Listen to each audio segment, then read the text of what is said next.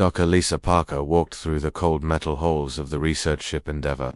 Her boots made soft sounds on the floor as she moved toward the medical bay. Something felt wrong. The ship was too quiet. Even the usual hum of the engines seemed different today. She had been working on this ship for 3 years now.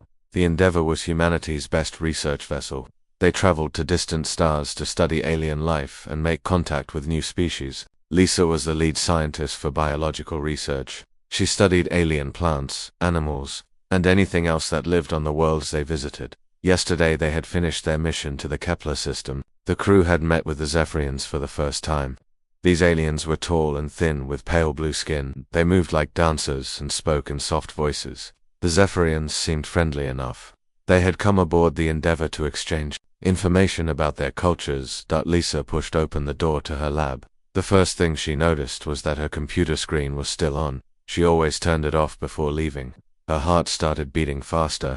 Someone had been in her lab. She walked to her storage units where she kept all the biological samples. The locks were still in place, but something looked different. Lisa opened the first unit. Half of her samples were missing. Blood samples from the human crew, tissue samples, hair samples, even the backup copies were gone. No, no, no, Lisa said to herself. She checked the other storage units. More samples were missing. All of them were human samples. The alien samples were still there. Someone had taken only the human genetic material. Lisa ran to her computer and checked the security logs. The files showed that someone had accessed her lab at 0300 hours, but the cameras showed nothing. Whoever did this knew how to avoid the security systems. She grabbed her communication device and called. Commander Jake Morrison. Have a problem. Someone stole our biological samples. What kind of samples? Jake's voice came through the speaker. Human samples. Blood, tissue, hair. Everything with human DNA is gone. There was silence for a moment. Then Jake said, "Meet me in the command center, now." Lisa ran through the halls of the ship. Other crew members looked at her with worried faces. Word was already spreading that something was wrong. The command center was busy with activity. Commander Jake Morrison stood at the main screen talking with his officers. Chief Medical Officer Dr. Amanda Foster was there too. She looked upset. "Lisa, tell me exactly what's missing," Jake said when she arrived. "All human biological samples from our medical examinations.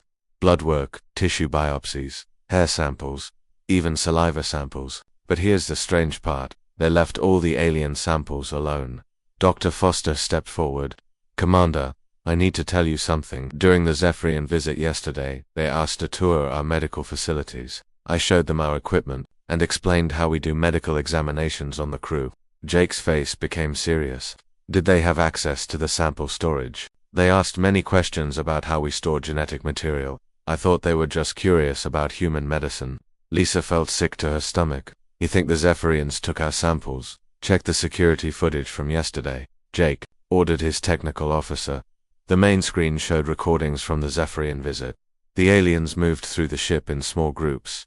They seemed interested in everything, but when Lisa watched carefully, she noticed something strange. The Zephyrians were carrying small devices that looked like medical scanners. "There," Lisa pointed at the screen.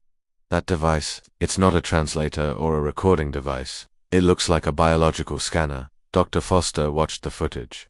"They scanned all of us during the tour. I remember now. They said it was a greeting. Custom to scan new life forms. They were stealing our genetic information right in front of us," Jake said. His voice was angry. The technical officer looked up from his station. "Commander, I'm getting a transmission from Zephyrian space. Put it on screen." The image of a tall Zephyrian appeared. This one wore robes that marked him as a high official. His pale blue eyes looked cold and distant. "Greetings, humans of the vessel Endeavour. I am High Scientist Kathmoran of the Zephyrian Council. We thank you for your cooperation in our research project." Jake stepped forward. "What research project? You stole our biological samples." The Zephyrian's expression did not change. "We require human genetic material for peaceful scientific study. Your DNA will help us understand your species better. You had no right to take those samples without permission. Permission is not required for the advancement of science. Your genetic code will serve a greater purpose." The transmission ended. The command center fell silent. Lisa felt fear creeping through her body. A greater purpose. What does that mean? Dr. Foster was checking readings on her medical scanner. "Commander, I'm detecting unusual energy signatures coming from space. Multiple sources. Very large scale. What kind of energy signatures? The type used in genetic manipulation and cloning operations. Big ones. Jake's face went pale. How big? Big enough to create an army. Lisa realized what was happening. The Zephyrians had not just stolen their DNA for study, they were going to use human genetic material to create something that could be used against humanity. Set course for Earth, Jake ordered. Maximum speed. We need to warn Earth Command about what's coming. As the Endeavor turned toward home, Lisa watched the stars outside the window. Somewhere out there, the Zephyrians were using stolen human DNA for their own purposes. She wondered what they were creating and whether humanity would be ready for whatever was coming their way. 18 months had passed since the theft. On the Zephyrian homeworld Veilthara, massive biolaboratories hummed with activity. The buildings stretched for miles underground, hidden from any scanning devices that human ships might use. Hi, scientist. Cathmoran walked through the main laboratory. His long robes flowed behind him as he moved between the rows of growing tanks. Each tank was filled with a green liquid that glowed softly in the dim light. Inside each tank, a figure was taking shape. The stolen human DNA had given the Zephyrians everything they needed. They had studied every piece of genetic code, every protein sequence, every cellular structure. Now they were using that knowledge to create something new, Rapport Cathmoran said to his assistant, a younger Zephyrian named Vel. The first generation is nearly complete. Hi, scientist. 24 units are ready for awakening. The genetic fusion has been successful. Cathmoran looked at the nearest tank. The figure inside looked human but was clearly something more. Taller than average humans, with muscles that showed enhanced strength. The skin had a slight blue tint that came from Zephyrian genetics. But the face was completely human. And the control systems, all units have been fitted with neural control chips. The conditioning protocols are ready for activation. They will be completely loyal to the Zephyrian Council. This was the plan. Create beings that looked human but followed Zephyrian commands. They would have human adaptability and creativity, but with Zephyrian enhancements and absolute obedience. The perfect infiltrators, the perfect soldiers. Begin the awakening process for Unit Alpha 1, Cathmoran ordered. The tank began to drain. The green liquid flowed out through tubes at the bottom. The figure inside began to move. Its eyes opened for the first time. They were blue like a human's eyes, but with a sharpness that came from Zephyrian genetic improvements. The unit stepped out of the tank. It was naked and wet, but it showed no signs of confusion or fear. The neural programming was working perfectly. Unit Alpha 1. State your designation, Velther commanded. I am Apex Unit Alpha 1. I serve the Zephyrian Council. The voice was human but spoke with no emotion. Excellent. What is your primary function? To infiltrate human settlements and eliminate resistance to Zephyrian rule, Cathmoran smiled. This was what they had worked for. A being that looked human, thought like a human, but served Zephyrian interests completely, across the galaxy. Captain Ryan Bell sat in a prison cell on another Zephyrian world. He had been captured during a border patrol 3 months ago. His ship had been destroyed and his crew killed. Only he had survived because the Zephyrians wanted a living human to study. Through the bars of his cell, Ryan could see into the laboratory where the Zephyrians conducted their experiments. He had watched them create horrible things, creatures that were part human and part machine, beings that screamed in pain because their genetics were unstable. But today was different. Today he saw something that made his blood run cold. The Zephyrians brought in a group of new creations. They looked completely human. If Ryan had seen them on Earth, he would never have known they were artificial. But these humans walked with perfect synchronization. They responded to commands instantly. They showed no individual personality. These are the Apex units, one Zephyrian scientist said to another. Perfect copies of human form with enhanced capabilities and complete loyalty. Ryan watched as the artificial humans were put through tests. They were faster than normal humans, stronger. They could solve complex problems in seconds, but they never smiled, never showed curiosity, never acted like real people. One of the Apex units walked past Ryan's cell. For a moment, their eyes met. The artificial human stopped and stared at Ryan. Something flickered in its expression. A moment of confusion, like it was trying to remember something. Unit Beta 3, continue with your assigned task, a Zephyrian guard commanded. The Apex unit immediately turned away and continued walking. But Ryan had seen something in those eyes. Something that the Zephyrians might not have planned for. On Earth, Dr. Helen Martinez worked frantically in her laboratory. She was humanity's leading expert on genetics and had been studying the intercepted Zephyrian transmissions for months. The data she had found was terrifying. The Zephyrians were not just creating a few artificial humans, they were building an entire army. Hundreds of units were already complete. Thousands more were in production. The genetic modifications are extensive, she told General Frank Carter over a secure communication link. They've enhanced human strength, speed, and intelligence. But they've also tried to remove human emotions and independence. Tried to remove, the general asked. That's the thing, General. Human DNA is more complex than they understand. You can't just cut out the parts you don't want. Human emotions, creativity, and free will are connected to everything else. If they've truly copied human genetics, they may have copied more than they intended. Helen looked at her computer screen, showing the Zephyrian genetic data. There's something else. The neural control chips they're using are designed for Zephyrian brains. Human brain structure is different. There could be compatibility issues, but kind of issues. The control might not work as well as they think. Human consciousness is remarkably resilient. It finds ways to assert itself even under extreme conditions.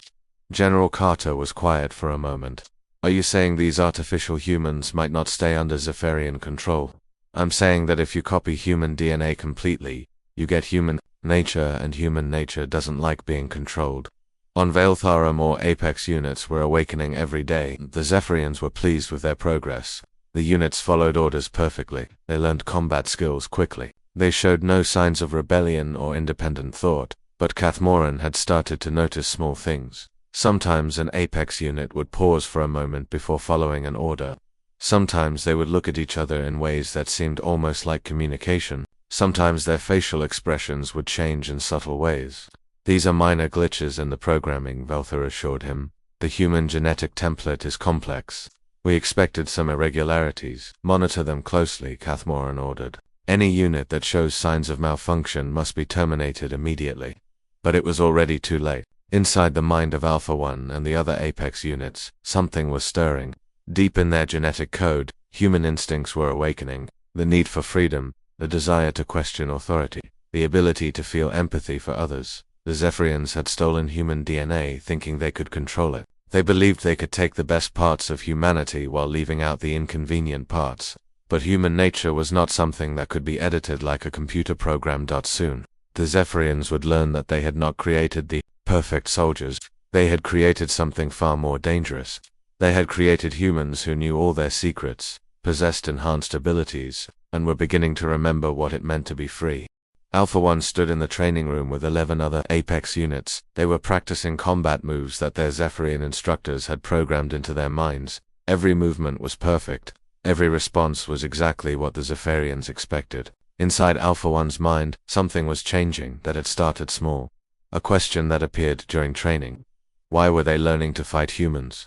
The neural programming told him that humans were enemies who needed to be eliminated. But another part of his mind wondered what made humans enemies. Unit Alpha 1, your response time is decreasing, Instructor Kethver noted. Are you experiencing technical difficulties? No, Instructor, I am functioning within normal parameters. The lie came easily. Alpha 1 had not been programmed to lie, but somehow he knew how to do it. That night, Alpha 1 lay on his sleeping platform. The other units were in their rest cycle, their minds shut down like machines. But Alpha 1 found that he could not stop thinking. Images appeared in his mind that were not from his programming.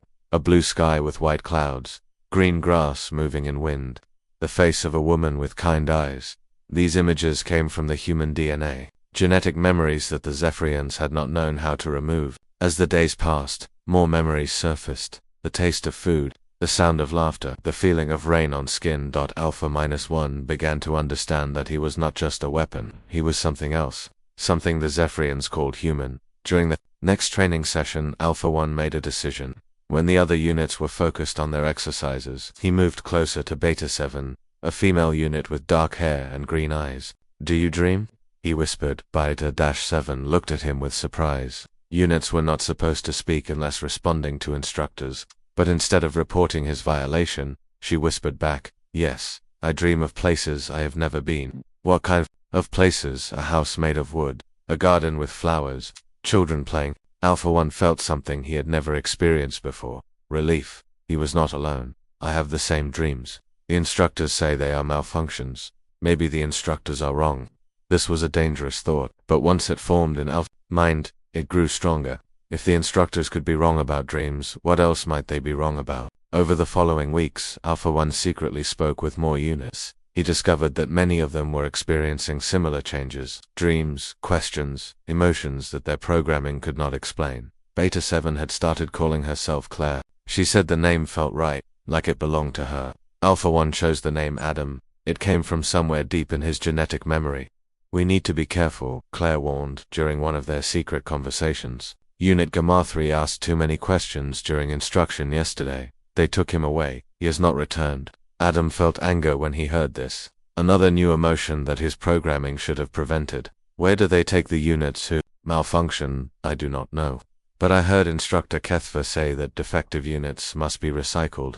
The word recycled meant destruction. Adam realized that their growing awareness was dangerous. The Zephyrians would kill any unit that showed signs of independent thought, but the changes could not be stopped. Human nature was asserting itself despite all the Zephyrian programming. The units were becoming more human every day. On another part of the facility, Captain Ryan Bell had been moved to a new cell. His new location gave him a better view of the Apex unit training areas. He watched the artificial humans with growing concern that they were perfect soldiers, fast, strong, and seemingly without fear. When they began combat training against holographic, human targets, Ryan saw how deadly they could be. Each unit could probably defeat a squad of normal human soldiers. But Ryan also noticed something the Zephyrians seemed to miss. The units were starting to show small signs of individuality. Some moved slightly differently than others. Some paused to look at things that caught their attention. Some even seemed to communicate with each other when the instructors were not watching. One day, an Apex unit walked past Ryan's cell and stopped. It was the same one who had looked at him months before. The unit stared at Ryan with curious eyes. "You are human," the unit said quietly. Ryan was surprised. The units were not supposed to speak to prisoners. "Yes, I am human. What are you?" "I do not know. The instructors say I am an Apex unit, but I think I am something else. What do you think you are?" The unit considered this question for a long moment. "I think I am like you. Human." Before Ryan could respond, a Zephyrian guard appeared. "Unit Delta 5 return to your training area immediately." The unit obeyed, but not before giving Ryan a look that seemed to say, "Remember me, on Earth, Commander." Sarah Lewis was preparing for a dangerous mission. Intelligence reports suggested that the Zephyrians were holding human prisoners on several worlds. Her team was tasked with rescuing Captain Ryan Bell and gathering information about Zephyr activities. "The rescue mission is secondary," General Carter explained during the briefing. "Our primary goal is to learn more about these Apex units.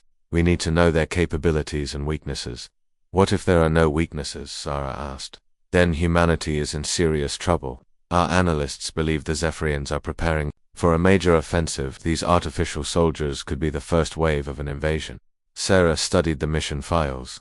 The target facility was heavily guarded and located deep in Zephyrian space. Getting in would be difficult. Getting out, with prisoners, would be nearly impossible. "There is one thing that might help," Dr. Helen Martinez added. "My research suggests that the Apex units may not be as loyal to the Zephyrians as expected. Human DNA carries traits that resist external control. If we can find a way to communicate with them, they might be more ally than enemy." "You want us to try talking to artificial soldiers who were created to kill humans?" "I want you to try talking to beings who have human DNA and human genetic memories. Their programming might tell them to kill you, but their genetics might tell them to protect you." It was a huge risk, but humanity was running out of options. Back on Vale Thara, Adam was teaching other units about their dreams and memories. They met in secret during rest periods, sharing the human experiences that were emerging from their genetic code. "I remember the taste of something called chocolate," Unit Epsilon 2 said. He had started calling himself Marcus. "I dream about music," added Unit Zeta 4, who now called herself Linda. "Songs that make me feel happy and sad at the same time." Adam listened to all their stories. Each unit was discovering different aspects of human nature: creativity, curiosity, love, humor, sadness, hope, all the things that made humans more than just biological machines. "The instructors say these are errors in our programming," Adam said. "But what if they are not errors? What if they are the most important parts of us?" Claire nodded. "I have been thinking the same thing. The Zephyrians created us to be weapons, But our human genetics want us to be people. Then we must choose, Adam said. Do we remain weapons, or do we become people? It was not really a choice. The human nature growing inside them was too strong to ignore. They were becoming individuals with their own thoughts, feelings, and desires. The Zephyrian programming was failing. Soon, they would have to decide what to do with their newfound humanity, and the Zephyrians who created them would discover that stealing human DNA had consequences they never imagined. Adam stood before 23 other Apex units in the abandoned storage section of the facility. They had been meeting in secret for weeks, but tonight was different.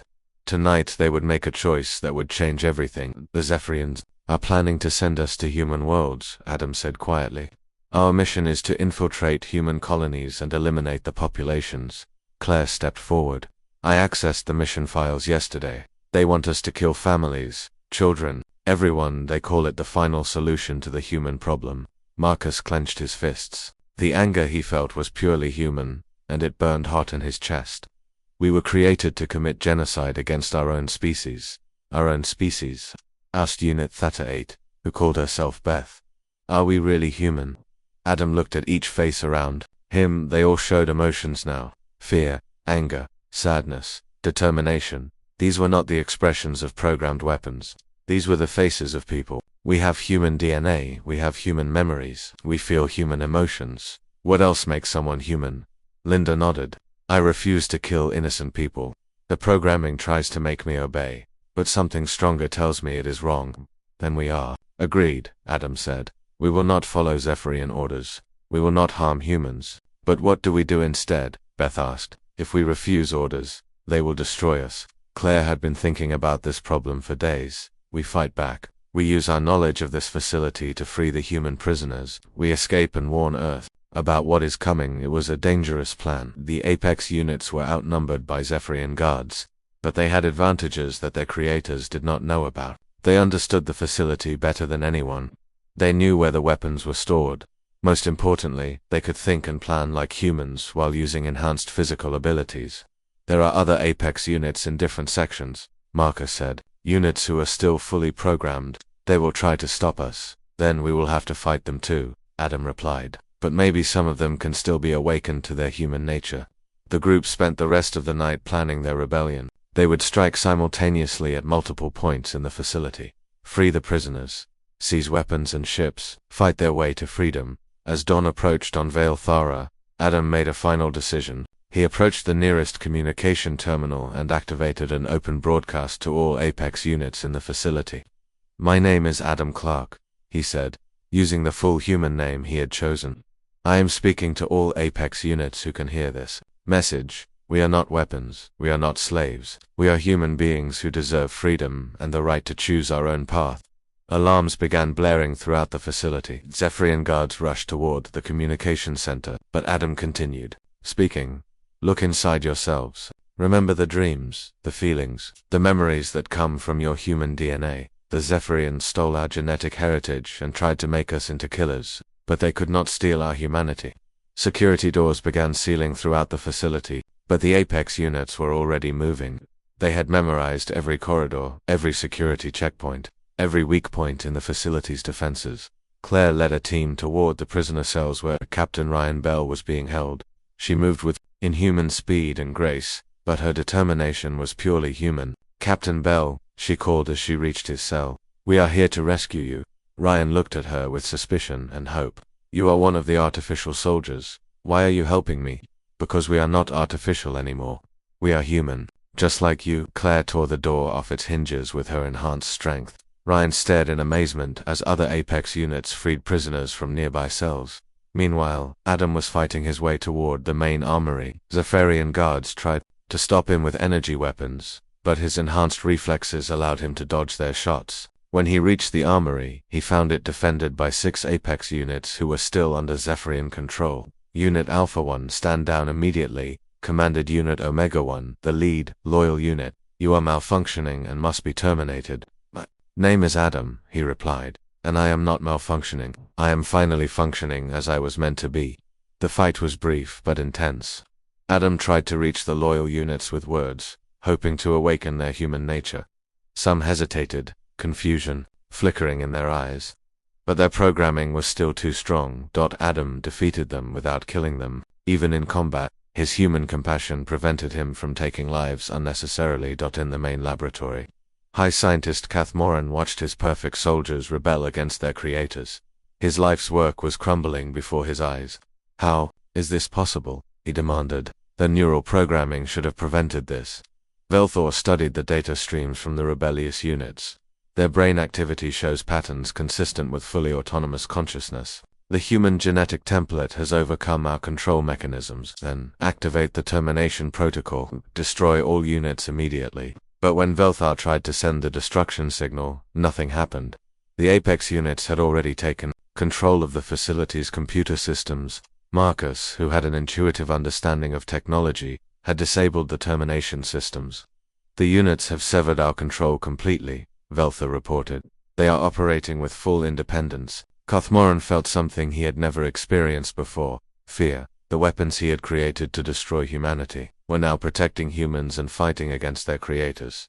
Commander Sarah Lewis and her rescue team arrived at the facility just as the rebellion reached its peak. They had expected to infiltrate a heavily guarded prison. Instead, they found Apex units fighting Zephyrian guards and leading human prisoners to safety. This is Commander Lewis of Earth Forces. Sarah broadcast on an open channel. Any human forces in the area, identify yourselves. Commander, this is Captain Ryan Bell.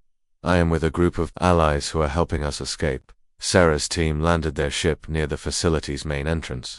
They were immediately met by Claire and several other Apex units escorting a group of rescued prisoners. Are you human? Sarah asked Claire, unsure what to expect. Yes, Claire replied simply. We all are. Sarah looked at the artificial beings who had just risked their lives to save human prisoners. They moved with enhanced abilities, but spoke with genuine human emotion. Their eyes showed intelligence, compassion, and determination. We need to evacuate quickly, Adam said as he approached with another group of freed prisoners. More Zephyrian forces will arrive soon. What about the other Apex units? The ones still under Zephyrian control. Some of them are beginning to awaken. Others may never break free from their programming. But we cannot force them to choose freedom. That choice must come from within. As the evacuation proceeded, Adam looked back at the facility where he had been created. He felt sadness for the Apex units who were still trapped by their programming, but he also felt hope for the future. The Zephyrians had tried to create the perfect weapons by combining human genetics with alien enhancements. Instead, they had created something far more powerful. They had created humans who possessed all the courage, creativity, and moral strength of their species, enhanced with abilities that made them nearly unstoppable. The rebellion was just the beginning. Soon, the Zephyrians would face the full consequences of their decision to steal human DNA. They would learn that humanity's greatest strength was not physical power, but the unbreakable spirit that refused to accept slavery or submit to tyranny. Artificial humans were no longer artificial. They were people fighting for freedom, just as humans had always done throughout history. 6 months after the rebellion, the war had spread across 3-star systems. What began as a rescue mission had become the largest conflict in human history. But humanity was no longer fighting alone. Colonel Maria Santos stood in the command center of the battleship Defiance, studying tactical displays that showed the current state of the war. Red markers indicated Zephyrian forces. Blue markers showed human fleets. Green markers represented something new, mixed units of humans and Apex soldiers fighting together. Colonel, we have a transmission from Adam's strike team, reported Lieutenant Daniel Kim. They have successfully captured the Zephyrian supply depot on Kepler 7. Maria nodded.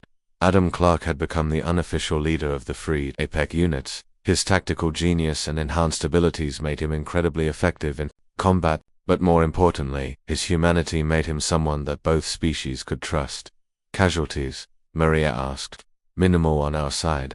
The Apex units were able to disable Zephyrian defenses without destroying the supply depot. We now have access to their weapons and equipment. This was typical of how the Apex units fought. They used their intimate knowledge of Zephyrian technology to strike with precision. They could infiltrate enemy facilities, disable security systems, and neutralize threats without the massive destruction that conventional warfare required. Maria opened a communication channel to Adam's team. Excellent work, Adam. What's the status of enemy prisoners? Adam's face appeared on the screen. 6 months of warfare had changed him. His eyes showed the weight of command and the pain of loss. but they also showed an unshakable determination. We have 43 Zephyrian prisoners, Colonel. They're being treated according to human standards for prisoners of war. Even after everything they have done, especially because of everything they have done, we refuse to become the monsters they tried to create. This was what made the Apex units such powerful allies. They possessed enhanced physical abilities, but their moral standards came directly from human genetic memory. They fought with honor, protected the innocent, and showed mercy to defeated enemies. On the bridge of his flagship, High Scientist Kothmoran studied reports from the various battlefronts. The news was uniformly bad. Zephyrian forces were losing ground in every system where the rebel Apex units were active. How many units have joined the rebellion? He asked his aide. Latest estimates suggest over 60% of all Apex units have achieved full autonomy and sided with human forces. Another 20% show signs of emerging consciousness but remain under partial control. Kothmoran felt the bitter taste of failure. His perfect soldiers had become his perfect enemies. They knew every Zephyrian tactic, every weakness in their technology, every secret of their military organization. What about the loyal units? Can we use them effectively against the rebels? The loyal units follow orders efficiently, but they lack the creativity and tactical innovation of the conscious units. In direct combat, the rebels consistently outperform them. This was the cruelest irony. The Zephyrians had tried to create controllable soldiers by suppressing human creativity and independence. But those same traits made humans formidable opponents. The conscious Apex units fought with all the unpredictability and innovation that made human military tactics so effective. On the planet Arcturus, Claire led a team of Apex units in a rescue operation. Zephyrian forces had captured a human colony ship carrying 5,000 civilians. The ship was being held in a heavily defended orbital station. Remember, our priority is saving the civilians, Claire told her team as they prepared to board the station. We use minimum force necessary to neutralize resistance. What if we encounter loyal Apex units? Asked Marcus, who had become Claire's second-in-command. We try to awaken them first. If that fails, we do what we must to protect the civilians. The assault on the orbital station showcased everything that made the Apex units effective. They moved through the station like ghosts, disabling security systems and eliminating guards with silent efficiency. When they encountered loyal Apex units guarding the civilians, Claire tried a different approach. Look at the people you are guarding, she said to the lead loyal unit. They are families, parents and children. Do you feel nothing when you see their fear? The loyal unit's expression flickered with confusion. I feel ... something. The programming says to ignore these sensations. The programming is wrong. Those sensations are your humanity trying to break through. These people are not enemies, they are innocents who deserve protection. 3 of the 8 loyal units began to show signs of awakening consciousness. Their rigid postures relaxed. Their expressionless faces showed emotion for the first time. But 5 units remained under Zephyrian control.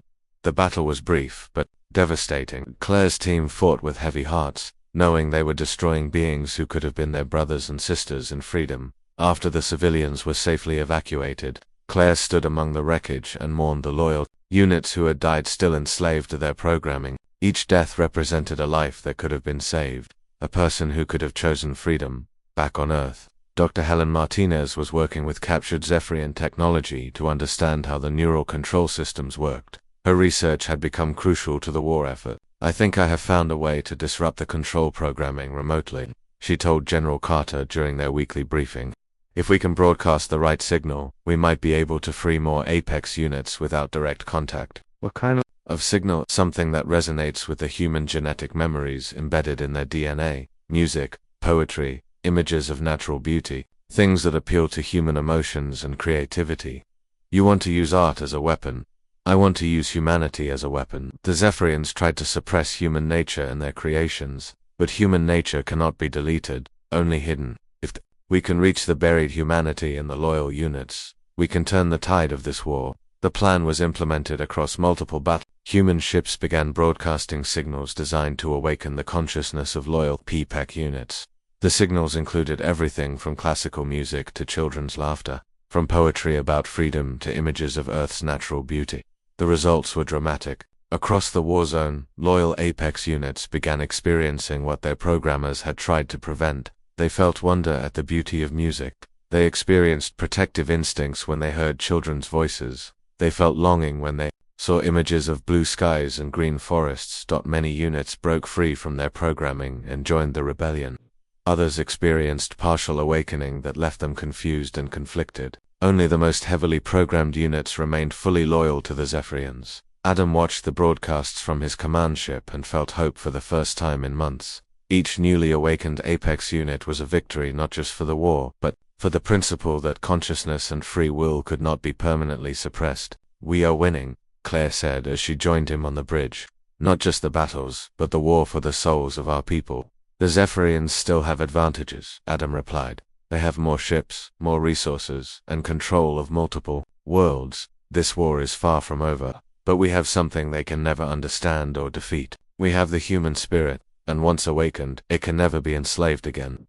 The war continued to rage across the stars, but the balance had shifted.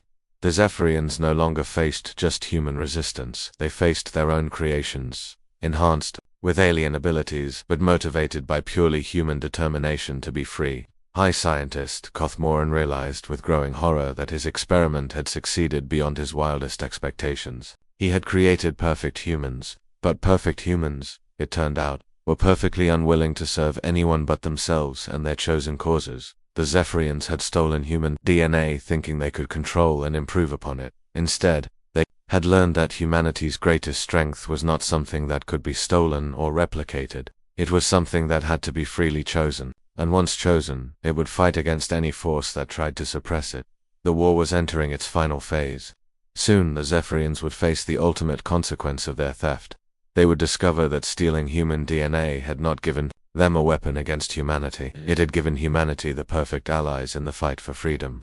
The final battle began at dawn on Vale Thara, the Zephyrian homeworld. Admiral Nicole Grant commanded the human fleet from the battleship Liberty, while Adam Clark led the Apex ground forces in their assault on the planet where they had been created. 2 years of war had brought them to this moment. The combined Human Apex Alliance had liberated 6 star systems and freed thousands of enslaved Apex units. Now they faced the last stronghold of Zephyrian power. "All units, this is Admiral Grant," Nicole announced over the fleet communication system. "Today we end this war. Today we ensure that no species will ever again steal human DNA for their own purposes." The space battle was fierce but brief. Zephyrian ships fought with the desperation of a dying empire, but they were outmatched by human tactics and Apex precision. The orbital defenses fell within hours.